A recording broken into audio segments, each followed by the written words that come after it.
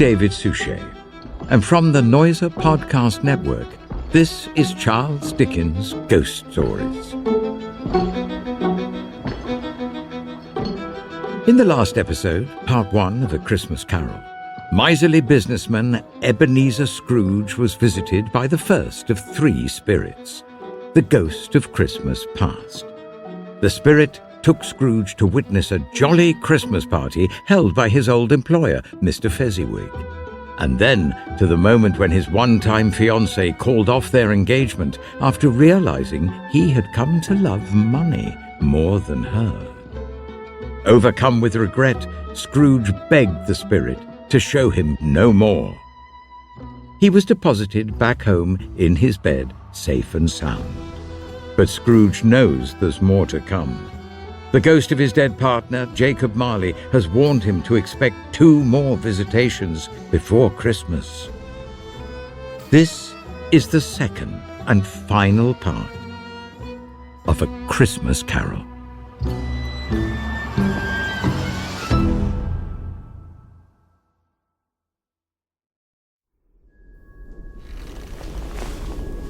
Scrooge awoke in his bedroom. There was no doubt about that. But it and his own adjoining sitting room, into which he shuffled in his slippers, attracted by a great light there, had undergone a surprising transformation. The walls and ceiling were so hung with living green that it looked like a perfect grove. The leaves of holly, mistletoe, and ivy reflected back the light, as if many little mirrors had been scattered there. And such a mighty blaze went roaring up the chimney as that petrifaction of a hearth had never known in Scrooge's time, or Marley's, or for many a winter season gone. Heaped upon the floor, to form a kind of throne, were turkeys, geese, game, brawn, great joints of meat, suckling pigs, long wreaths of sausages, mince pies, plum puddings, barrels of oysters, red-hot chestnuts, cherry-cheeked apples, juicy oranges, luscious pears, immense 12th cakes, and great bowls of punch. In easy state upon this couch there sat a giant, glorious to see, who bore a glowing torch in shape not unlike Plenty's horn, and who raised it high to shed its light on Scrooge as he came peeping round the door. Come in! Come in! And know me better, man. I'm the ghost of Christmas present. Look upon me. You've never seen the like of me before. Never? Have never walked forth with the younger members of my family, meaning, for I am very young, my elder brothers born in these late years, pursued the phantom. I don't think I have. No, I'm afraid I have not. Have you had many brothers, Spirit? More than 1,800. Oh, that's a tremendous family to provide for. Spirit, conduct me where you will. I went forth last night on compulsion, and I learned a lesson which is working now. Tonight, if you have aught to teach me, let me profit by it. Touch my robe. Scrooge did as he was told. He held it fast. The room and all its contents all vanished instantly, and they stood in the city streets upon a snowy Christmas morning. Scrooge and the ghosts passed on, invisible, straight to Scrooge's clerks, and on the threshold of the door the spirit smiled and stopped to bless Bob Cratchit's dwelling with the sprinklings of his torch. Think of that. Bob had but 15 bob a week himself. He pocketed on Saturdays but 15 copies of his Christian name, and yet the ghost of Christmas present blessed his 4-roomed house.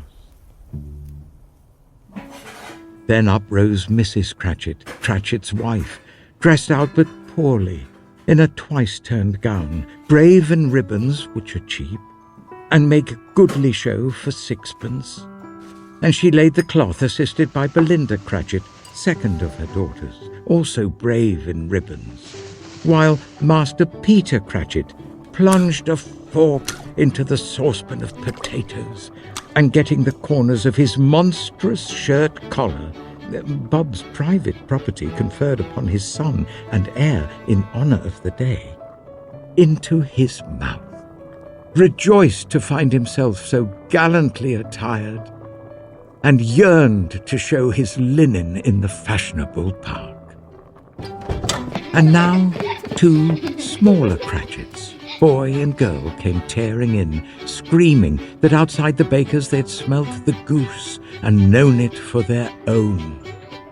And basking in luxurious thoughts of sage and onion, these young Cratchits danced about the table and exalted Master Peter Cratchit to the skies, while he, not proud, although his collars nearly choked him, blew the fire until the slow potatoes, bubbling up, knocked loudly at the saucepan lid to be let out and peeled. "What has ever got your precious father, then?" said Mrs. Cratchit. "And your brother, Tiny Tim? And Martha warn't as late last Christmas Day by half an hour?" "Here's Martha, mother," said a girl, appearing as she spoke. "Oh, here's Martha, mother!" cried the 2 young Cratchits. "Hurrah! Oh, there's such a goose, Martha!" "Oh, why, bless your heart alive, my dear, how late you are!" said Mrs. Cratchit, kissing her a dozen times and taking off her shawl and bonnet for her. "Well, we'd a great deal of work to finish up last night," replied the girl, "and had to clear away this morning, mother." "Well, never mind, so long as you're come," said Mrs. Cratchit. "Sit ye down before the fire, my dear, and have a warm, Lord bless ye." "Oh, no, oh, there's father coming," cried the 2 young Cratchits, who were everywhere at once. "Hide, Martha, hide!" So Martha hid herself.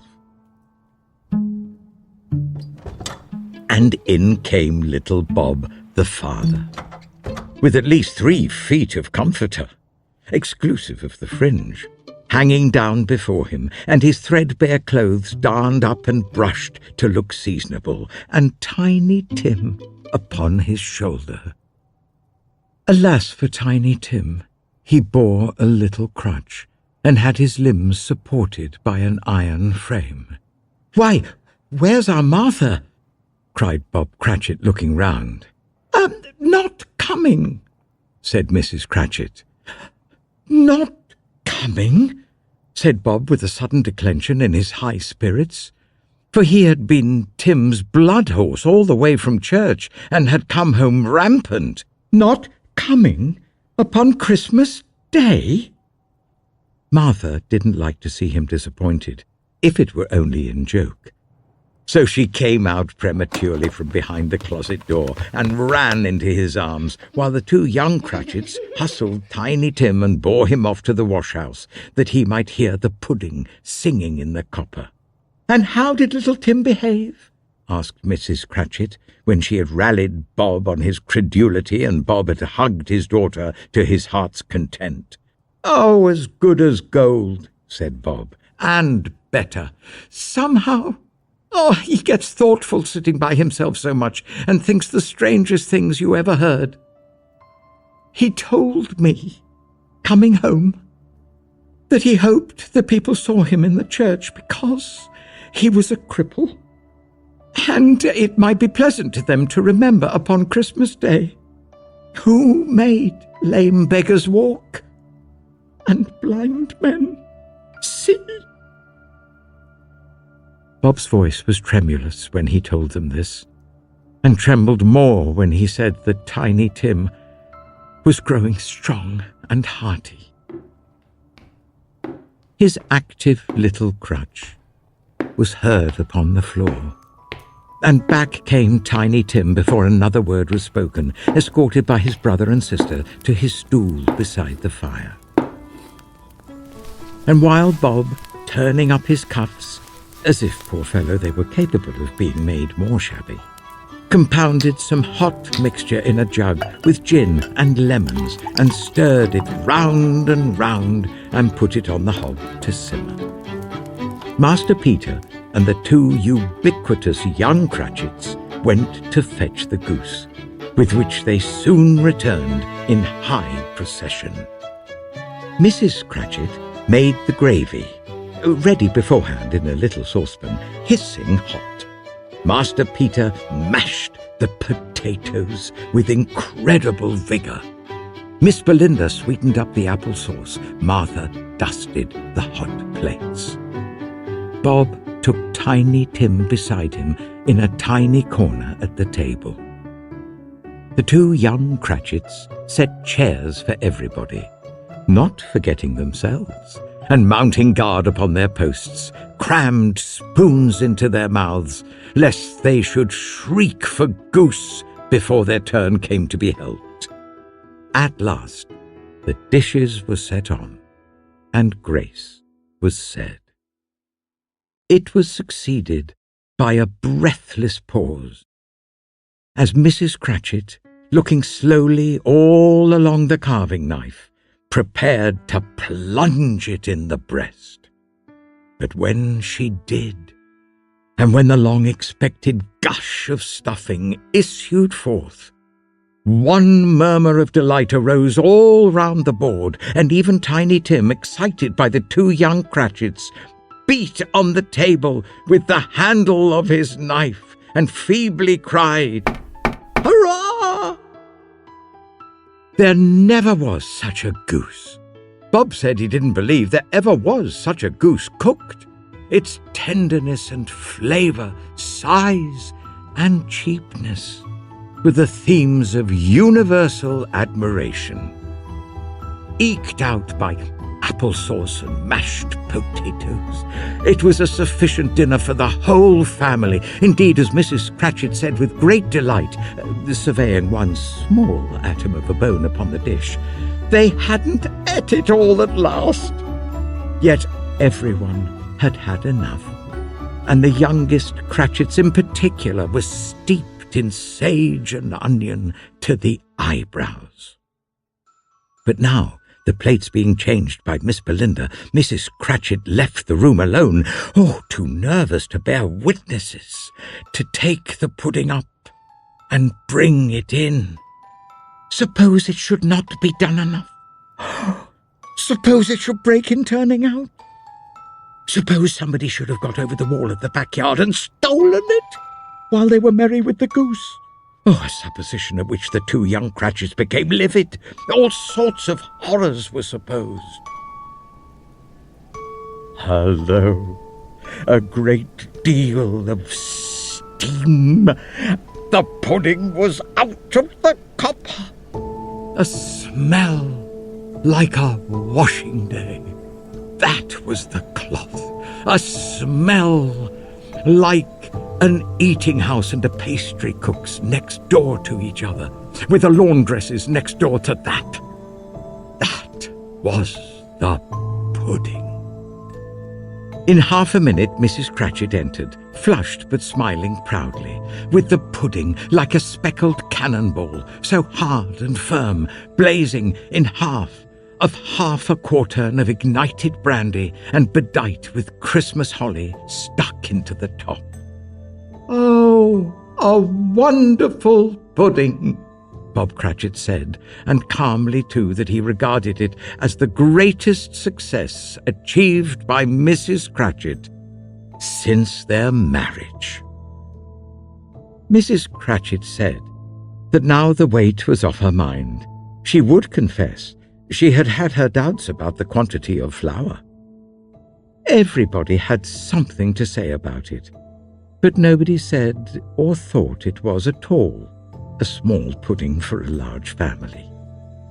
Well, any Cratchit would have blushed to hint at such a thing.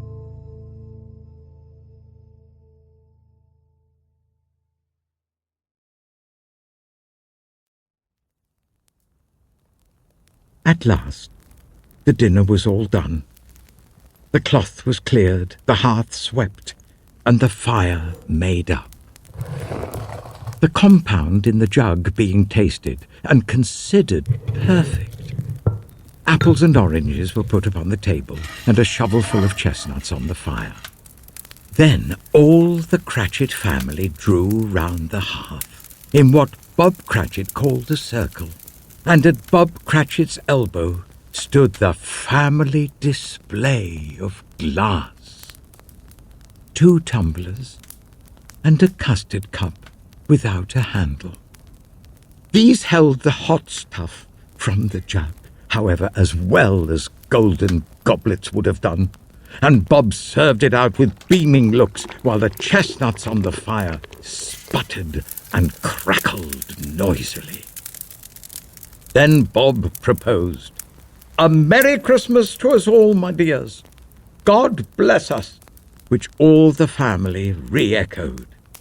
God bless us, everyone, said Tiny Tim, last of all. He sat very close to his father's side upon his little stool. Bob held his withered little hand in his, as if he loved the child, and wished to keep him by his side, and dreaded that he might be taken from him. Mr. Scrooge, said Bob. Scrooge raised his head speedily on hearing his own name. I'll give you Mr. Scrooge, the founder of the feast. The founder of the feast, indeed, cried Mrs. Cratchit, reddening. I wish I had him here. I'd give him a piece of my mind to feast upon, and I hope he'd have a good appetite for it. My dear, said Bob, the children, Christmas Day. It should be Christmas Day, I'm sure, said she, on which one drinks the health of such an odious, stingy, hard, unfeeling man as Mr. Scrooge. You know he is, Robert. Nobody knows it better than you do, poor fellow. My dear, was Bob's mild answer, Christmas Day. Oh, I'll drink his health for your sake and the day's, said Mrs. Cratchit. Not for his. Long life to him, a Merry Christmas and a Happy New Year. He'll be very merry and very happy, I have no doubt. The children drank the toast after her. It was the first of their proceedings which had no heartiness in it. Tiny Tim drank it last of all, but he didn't care twopence for it. Scrooge was the ogre of the family. The mention of his name cast a dark shadow on the party, which was not dispelled for full 5 minutes. After it passed away, they were 10 times merrier than before, from the mere relief of Scrooge the Baleful being done with.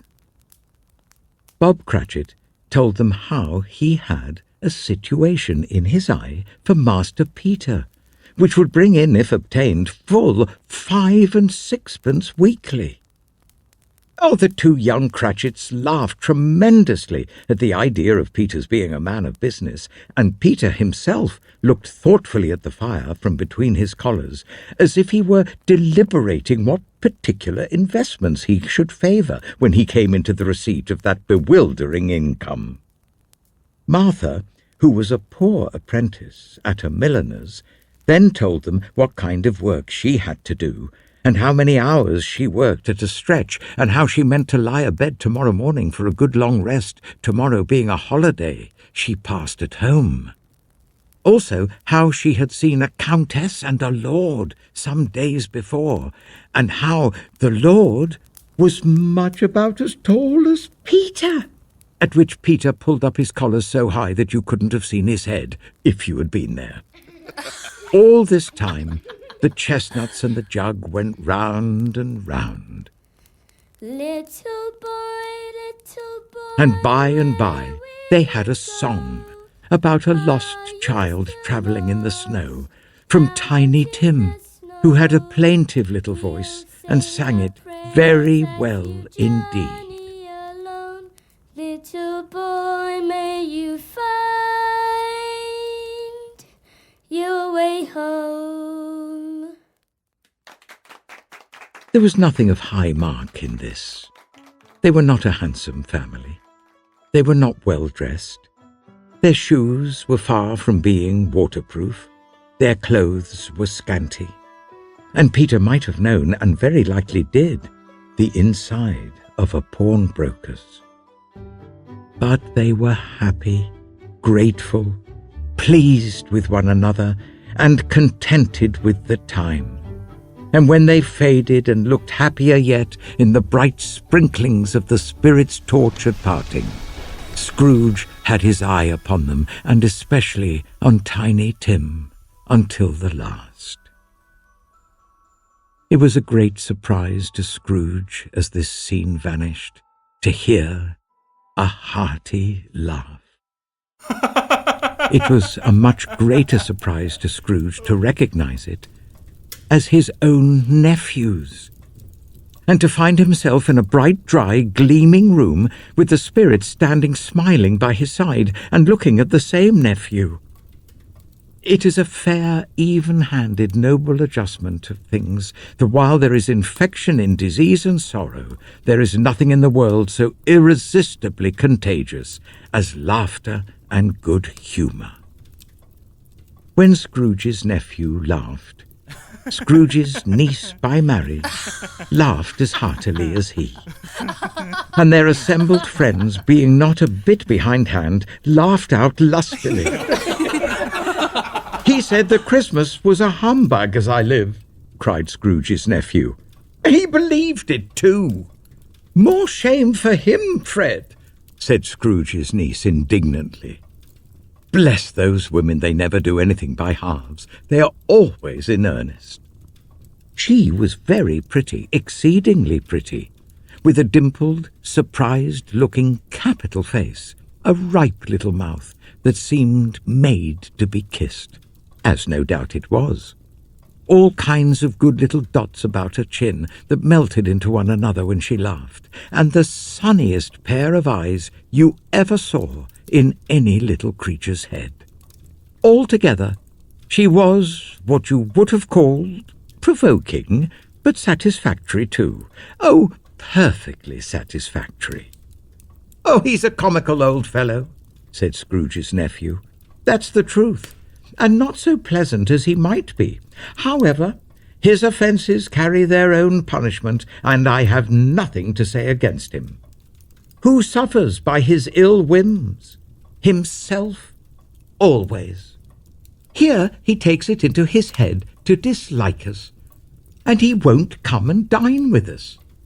What's the consequence? He don't lose much of a dinner."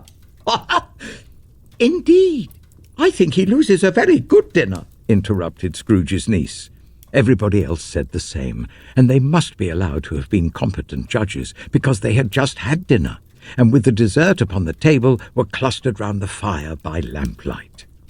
"Well, I'm very glad to hear it," said Scrooge's nephew, "because I haven't any great faith in these young housekeepers. What do you say, Topper?" Topper clearly had his eye on one of Scrooge's niece's sisters, for he answered that a bachelor was a wretched outcast who had no right to express an opinion on the subject, whereat Scrooge's niece's sister, the plump one with the lace tucker, not the one with the roses, blushed.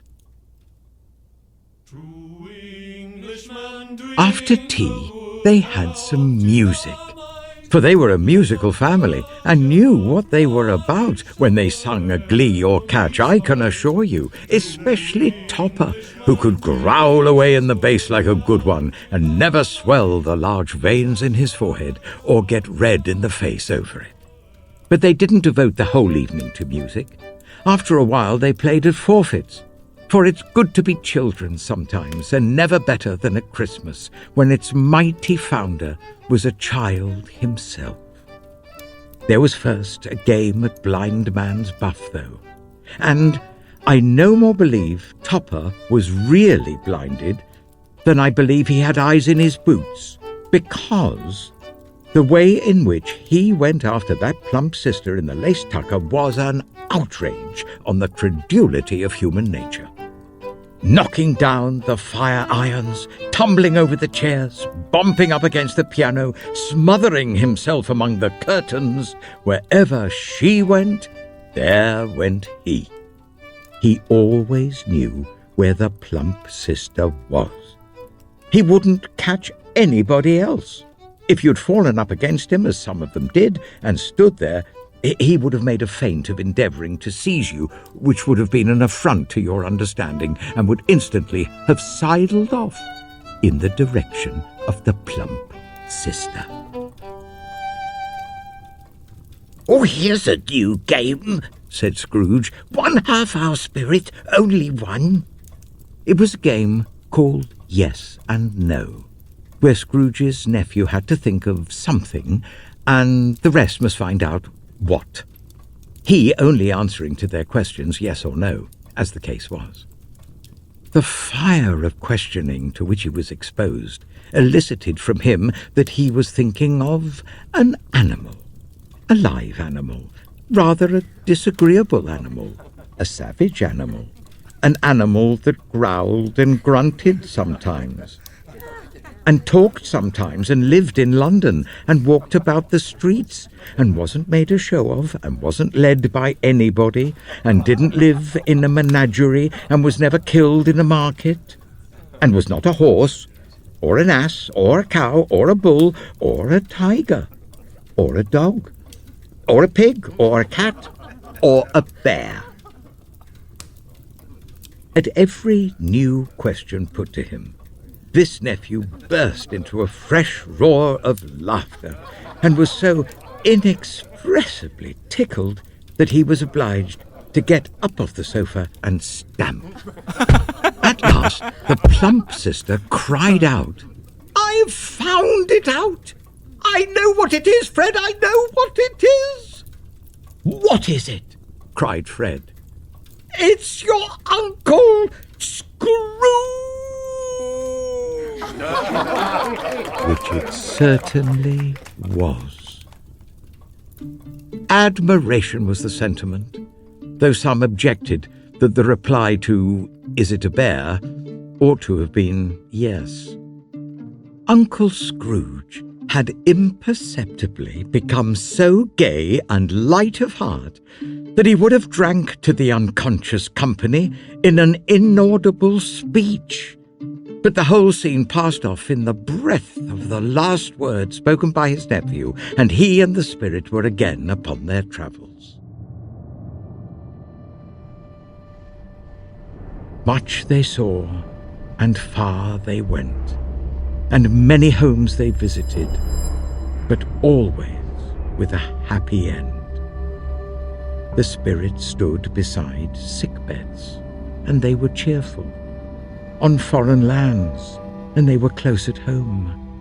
By struggling men, and they were patient in their greater hope. By poverty, and it was rich. In almshouse, hospital, and jail, in misery's every refuge, where vain man, in his little brief authority, had not made fast the door, and barred the spirit out, he left his blessing, and taught Scrooge his precepts. Suddenly, as they stood together in an open place, the bell struck 12.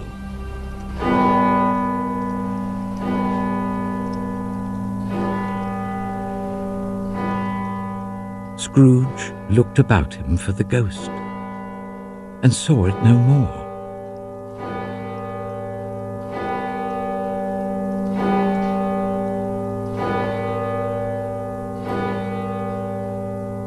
As the last stroke ceased to vibrate, he remembered the prediction of old Jacob Marley, and lifting up his eyes, beheld a solemn phantom, draped and hooded, coming like a mist along the ground towards him.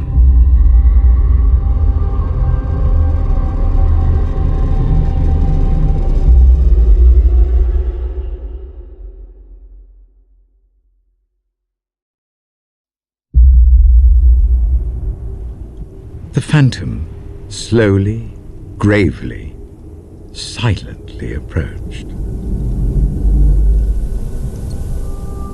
When it came near him, Scrooge bent down upon his knee, for in the air through which this spirit moved, it seemed to scatter gloom and mystery. It was shrouded in a deep black garment which concealed its head, its face, its form, and left nothing of it visible, save one outstretched hand. He knew no more, for the spirit neither spoke nor moved. I'm in the presence of the ghost of Christmas yet to come. Ghost of the future, I fear you more than any spectre I have seen. But I know your purpose is to do me good, and as I hope to live to be another man from what I was, I am prepared to bear you company, and do it with a thankful heart. But will you not speak to me? It gave him no reply. The hand was pointed straight before them. Well, lead on, lead on. The night is waning fast, and it's precious time to me, I know. Lead on, spirit.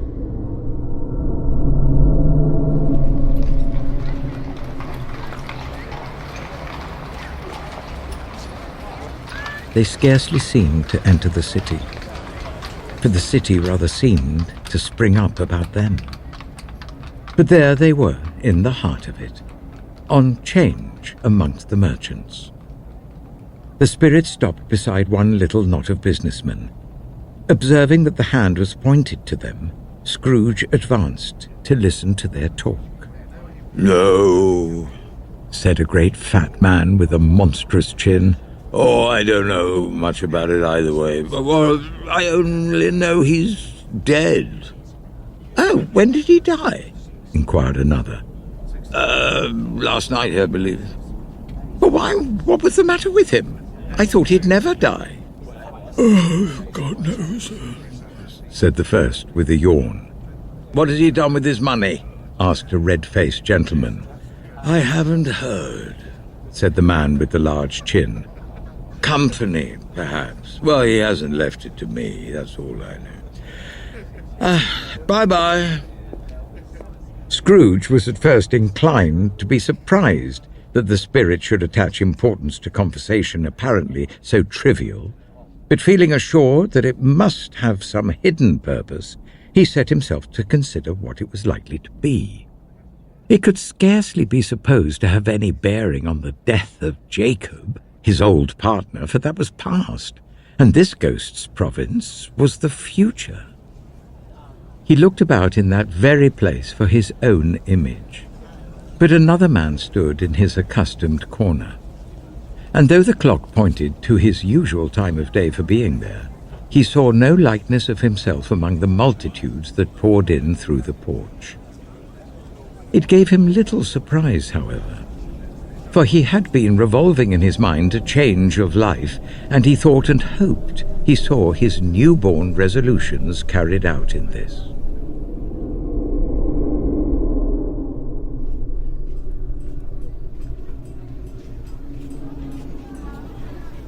They left this busy scene and went into an obscure part of town, to a low shop where iron, old rags, bottles, bones, and greasy offal were bought. A grey-haired rascal of great age sat smoking his pipe. Scrooge and the Phantom came into the presence of this man, just as a woman with a heavy bundle slunk into the shop.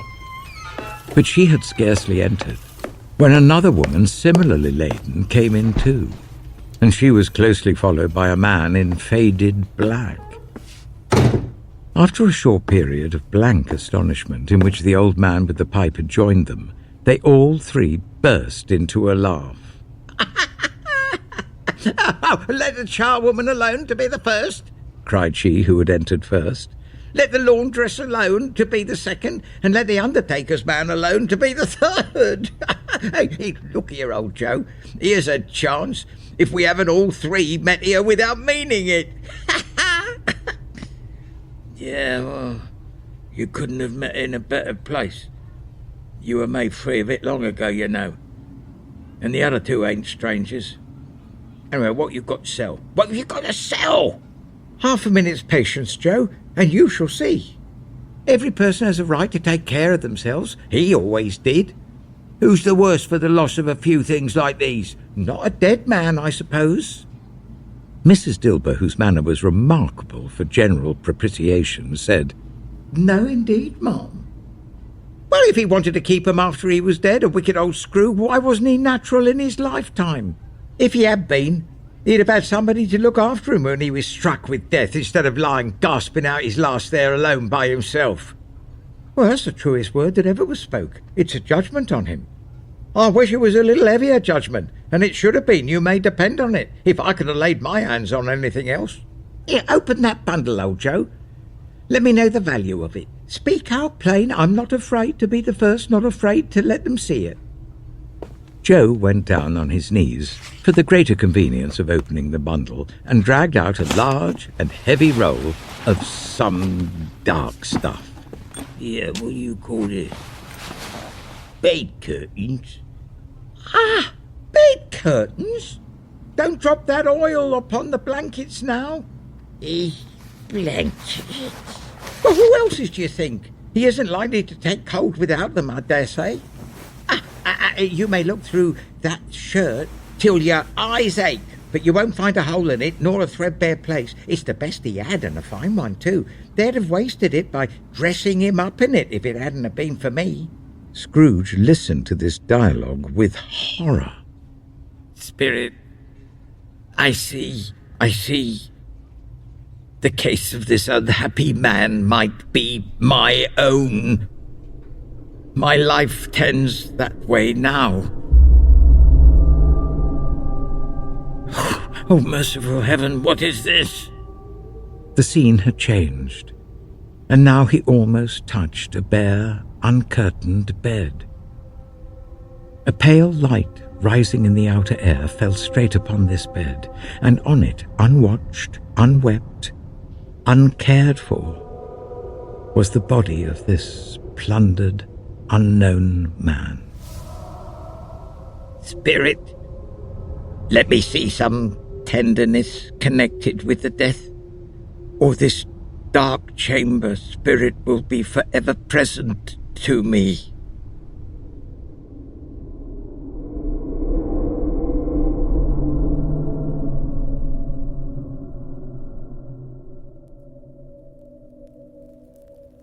The ghost conducted him to poor Bob Cratchit's house, the dwelling he had visited before, and found the mother and the children seated round the fire. Quiet, very quiet. The noisy little Cratchits were as still as statues in one corner, and sat looking up at Peter, who had a book before him. The mother and her daughters were engaged in needlework, but surely they were very quiet. And he took a child and set him in the midst of them. Where had Scrooge heard those words? He had not dreamed them. The boy must have read them out as he and the spirit crossed the threshold. Why did he not go on? The mother laid her work upon the table and put her hand up to her face. The colour hurts my eyes, she said. The colour? Ah, poor Tiny Tim. Oh, they're better now again. It makes them weak by candlelight. And I wouldn't show weak eyes to your father when he comes home for the world. It must be near his time. Past it, rather, Peter answered, shutting up his book. But I think he has walked a little slower than he used these last few evenings, Mother. Well, I've known him walk with Tiny Tim upon his shoulder very fast indeed. "And so have I," cried Peter. "Often." "And so have I," exclaimed another. So had all. "But he was very light to carry, and his father loved him so, that it was no trouble. No trouble. Oh, look. And there is your father at the door." She hurried out to meet him, and little Bob, in his comforter, oh, he had need of it, poor fellow, came in. His tea was ready for him on the hob, and they all tried who should help him to it most. Then the two young Cratchits got upon his knees and laid each child a little cheek against his face, as if they said, "Don't mind it, father. Don't be grieved." Bob was very cheerful with them, and spoke pleasantly to all the family. He looked at the work upon the table and praised the industry and speed of Mrs. Cratchit and the girls. They would be done long before Sunday, he said. "Sunday? What, you went today then, Robert?" "Yes, my dear," returned Bob. "I wish you could have gone. It would have done you good to see how green a place it is. But you'll see it often. I promised him that I would walk there on a Sunday. My little child. My little child." He broke down all at once. He couldn't help it. If he could have helped it, he and his child would have been farther apart, perhaps, than they were. "Spectre," said Scrooge, "something informs me that our parting moment is at hand.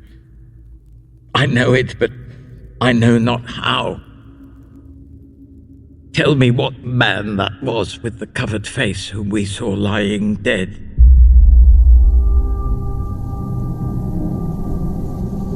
The ghost of Christmas yet to come conveyed him to a dismal, wretched, ruinous churchyard. The spirit stood among the graves and pointed down to one. Before I draw nearer to that stone to which you pointed, answer me one question. Are these the shadows of the things that will be? Or are they shadows of the things that may be only? Still the ghost pointed downward to the grave by which it stood. Men's courses will foreshadow certain ends to which, if persevered in, they must lead. But if the courses be departed from, the ends will change. Say it is thus with what you show me. The spirit was immovable as ever. Scrooge crept towards it, trembling as he went, and following the finger, read upon the stone of the neglected grave his own name, Ebenezer Scrooge. Oh, am I that man who lay upon the bed? No, spirit, oh no, spirit, hear me. I'm not the man I was. I will not be the man that I must have been but for this intercourse. Why show me this, if I'm past all hope?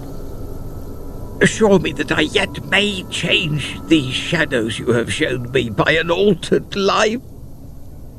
For the first time, the kind hand faltered. I will honour Christmas in my heart, and try to keep it all the year. I will live in the past, the present, and the future. The spirits of all three shall strive within me. I will not shut out the lessons that they teach. Oh, tell me I may sponge away the writing on this stone. Holding up his hands in one last prayer to have his fate reversed, he saw an alteration in the phantom's hood and dress. It shrank, collapsed, and dwindled down into a bedpost. Yes, and the bedpost was his own. The bed was his own. The room was his own. Best and happiest of all. The time before him was his own, to make amends in. He was checked in his transports by the churches ringing out the lustiest peals he had ever heard. Running to the window, he opened it and put out his head. No fog, no mist, no night, clear, bright, stirring, golden day. And what's today? Cried Scrooge, calling downward to a boy in Sunday clothes who perhaps had loitered in to look about him. Eh? What's today, my fine fellow? Today? Why, Christmas Day. It's Christmas Day. I haven't missed it. Hello, my fine fellow. Hello. Do you know the poulterers in the next street but one at the corner? I should hope I did. Oh, an intelligent boy, a remarkable boy. Do you know whether they've sold the prize turkey that was hanging up there? Not the little prize turkey, the big one. What, the one as big as me? Oh, what a delightful boy. Oh, it's a pleasure to talk to him. Yes, my buck. It's hanging there now. Is it? Go and buy it. Walker!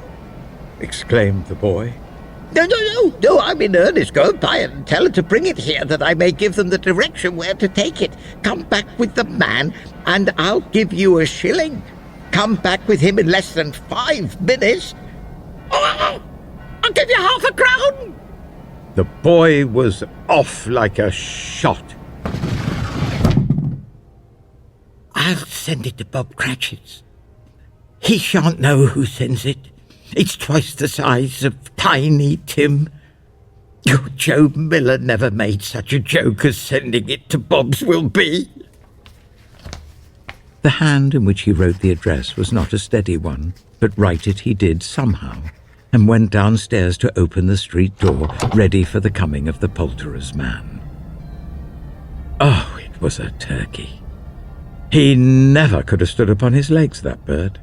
He would have snapped him short off in a minute, like sticks of sealing wax.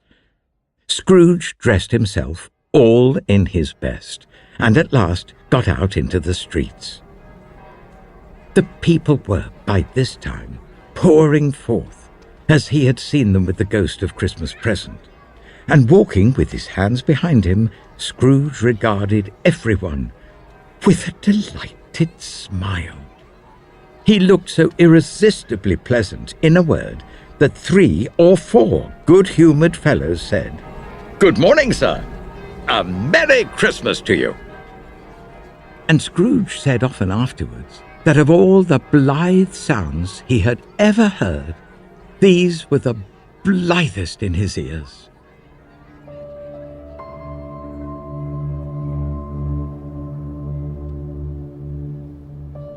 In the afternoon, he turned his steps towards his nephew's house. He passed the door 12 times before he had the courage to go up and knock. But he made a dash and did it.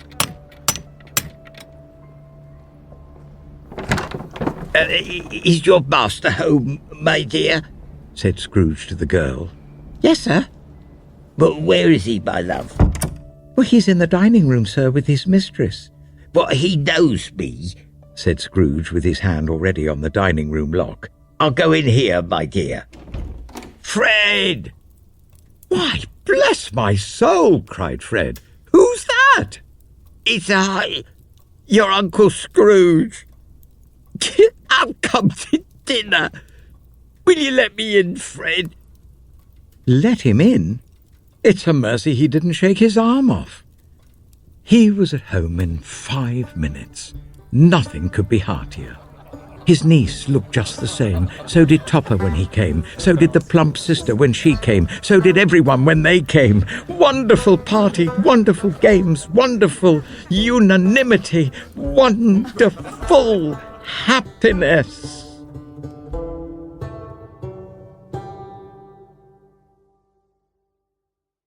But he was early at the office next morning. Oh, he was early there. If he could only be there first and catch Bob Cratchit coming late. That was the thing he'd set his heart upon. And he did it. The clock struck 9. No Bob. 1/4 past. No Bob. Bob was full 18 minutes and a half behind his time. Scrooge sat with his door wide open that he might see him come into the tank. Bob's hat was off before he opened the door, his comforter too. He was on his stool in a jiffy, driving away with his pen as if he were trying to overtake 9 o'clock. Hello, growled Scrooge in his accustomed voice, as near as he could feign it. what do you mean by coming here at this time of day? I'm very sorry, sir. I am behind my time. You are? Yes, I think you are. Step this way, if you please. But it's only once a year, sir. It shall not be repeated. I was making rather merry yesterday, sir. Now, I'll tell you what, my friend. I'm not going to stand this sort of thing any longer. And therefore... Scrooge continued, leaping from his stool and giving Bob such a dig in the waistcoat that he staggered back into the tank again. And therefore... I'm going to raise your salary. Bob trembled and got a little nearer to the ruler. A Merry Christmas, Bob, said Scrooge, with an earnestness that could not be mistaken, as he clapped him on the back. A merrier Christmas, Bob, my good fellow, than I've given you for many a year. I'll raise your salary and endeavour to assist your struggling family, and we will discuss your affairs this very afternoon over a Christmas bowl of smoking bishop, Bob. Now make up the fires and buy a second coal scuttle before you dot another I, Bob Cratchit. Scrooge was better than his word. He did it all, and infinitely more. And to Tiny Tim, who did not die, he was a second father. He became as good a friend, as good a master, and as good a man as the good old city knew, or any other good old city, town, or borough in the good old world. Some people laughed to see the alteration in him, but his own heart laughed, and that was quite enough for him. He had no further intercourse with spirits, but lived in that respect upon the total abstinence principle ever afterwards. And it was always said of him that he knew how to keep Christmas well if any man alive possessed the knowledge. May that be truly said of us and all of us. And so, as Tiny Tim observed, God bless us, everyone.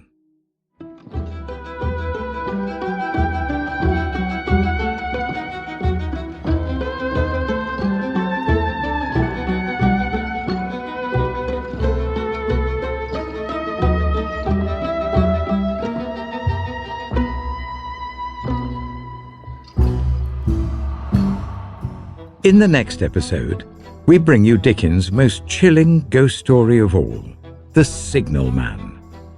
Alone at night in his signal box, at the edge of a dark, dank tunnel, a solitary railway worker begins to see premonitions of death. A fatal accident is speeding towards him. That's next time on Charles Dickens' Ghost Stories.